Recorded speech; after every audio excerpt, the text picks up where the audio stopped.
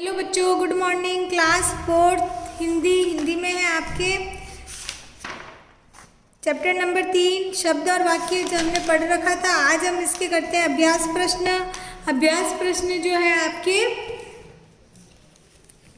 Page number 16 पर है आपके। इसमें सबसे पहले आपके प्रश्न है सही विकल्प पर आपको राइट का निशान लगाना है। ठीक है, जो विकल्प सही है, यहाँ पर 3 विकल्प दे रखे हैं, इसमें जो सही है उस पर आपको राइट का निशान लगाना है।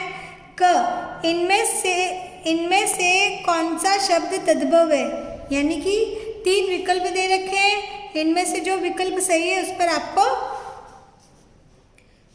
इनमें से कौन सा शब्द तद्भव है, इसमें पूछा है इनमें से कौन सा शब्द तद्भव है। मैंने तत्सम और तद्भव आपको पढ़ाए थे, उसमें तद्भव यहाँ पे आपको मैंने पढ़ाए थे। तत्सम जो थे संस्कृत भाषा के, जो हिंदी भाषा में वास्तविक रूप में प्रयुक्त होते हैं वे थे। तो यहाँ पर आपको देखना है प्रहर और जो दुग्ध जो है तत्सम है, और यहाँ पे तद्भव जो शब्द है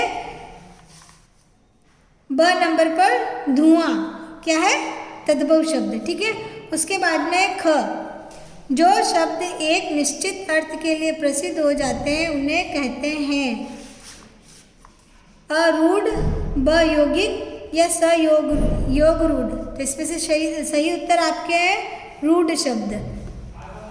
ठीक है, उसके बाद में है आपके ग, यौगिक शब्द है। 3 विकल्प दे रखे हैं, पानी, जाना या देशभक्ति। ठीक है, 3 शब्द दे रखे हैं, तो इसमें से देशभक्ति जो है यौगिक शब्द है, यानी कि 2 शब्दों के मेल से बना है। ग, 2 या 2 से अधिक सार्थक शब्दों के समूह को कहते हैं। क्या कहते हैं? 2 या 2 से अधिक सार्थक शब्दों के समूह को क्या कहते हैं? वाक्य। क्या कहते हैं? वाक्य। फिर है लास्ट वाला आपके है वाक्य के कितने अंग होते हैं। कितने अंग होते हैं? 2, 3 या 4। वाक्य के 2 अंग होते हैं। ठीक है, उसके बाद में है आपके प्रश्न उत्तर। निम्नलिखित प्रश्नों के उत्तर दीजिए। पहला प्रश्न है आपके शब्दों को कितने आधारों पर बांटा जाता है, यानी कि आपको यही पूछा है शब्दों के कितने, यानी कि संख्या बतानी है आपको, कितने आधारों पर बांटा जाता है। आपके बुक में दे रखा है शब्दों को दो आधारों पर वर्गीकरण किया गया है। वैसे तो और भी होते हैं, लेकिन आपके जो कोर्स में इस बुक के अंदर जो है 2 आधार बताए गए हैं, तो आपको शब्दों को 2 आधारों पर बांटा जाता है। आपको उत्तर देना है शब्दों को कितने आधारों पर बांटा जाता है।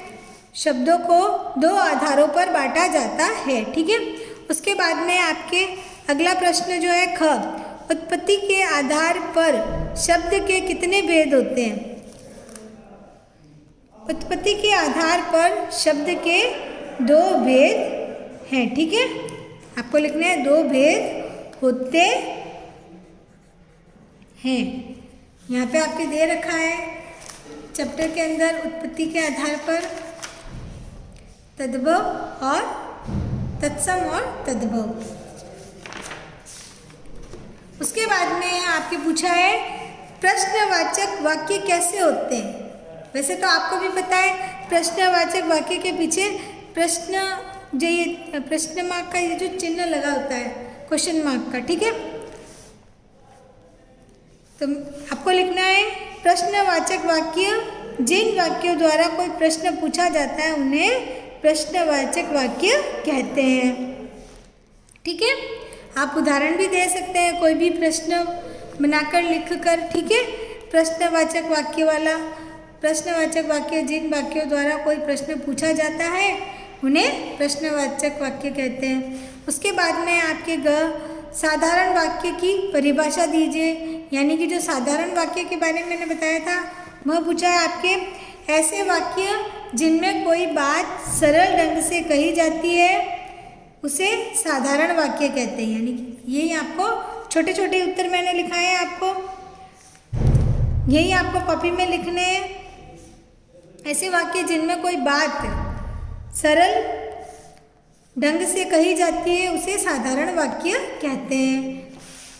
इसके बाद में आपके है उद्देश्य तथा विधेय का अर्थ स्पष्ट कीजिए, यानी कि उद्देश्य और विधेय के वाक्य के जो दो अंग थे उन दोनों का जो अर्थ है आपको स्पष्ट करना है। तो आपको पहले लिखना है उद्देश्य, वाक्य में जिसके संबंध में कुछ कहा जाता है उसे उद्देश्य कहते हैं। फिर विधेय के बारे में आपको लिखना है विधेय, उद्देश्य के संबंध में जो कुछ कहा जाता है उसे विधेय कहते हैं। ठीक है, यही आपको लिखना है, इतना ही लिखना है। ठीक है, उसके बाद में है आपके प्रश्न जो 3 है, निम्नलिखित शब्दों के तत्सम रूप लिखो, यानी कि यहाँ पे जो तद्भव लिखा हुआ है उसके आपको तत्सम लिखना है।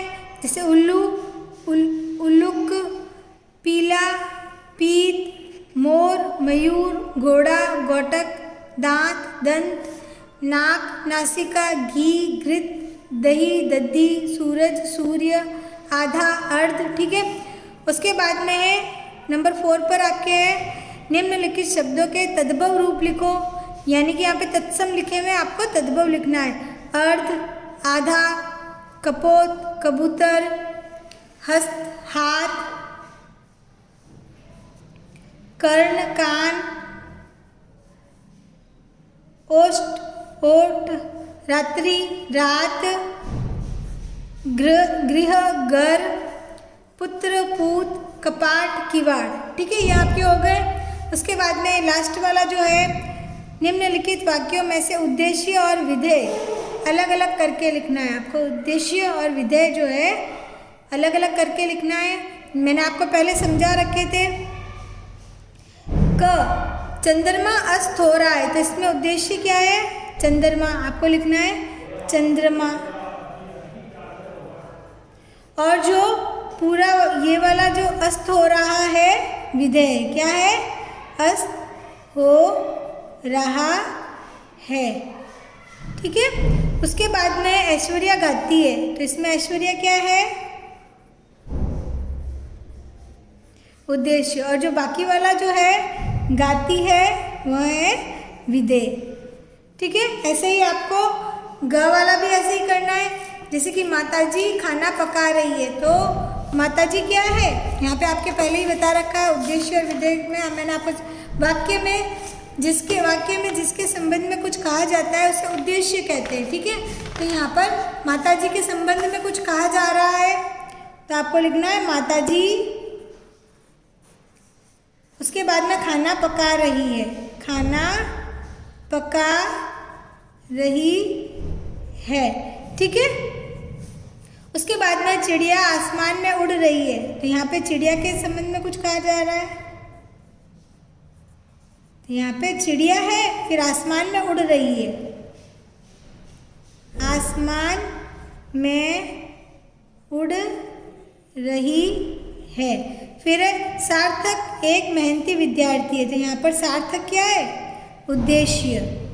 फिर मेहनती विद्यार्थी है, यह मेहनती विद्यार्थी आपको विधेय में लिखना है।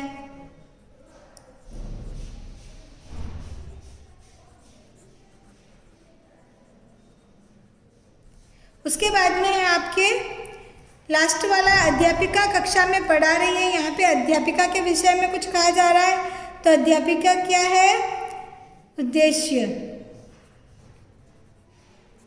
ठीक है, कक्षा में पढ़ा रही है, कक्षा में पढ़ा रही है।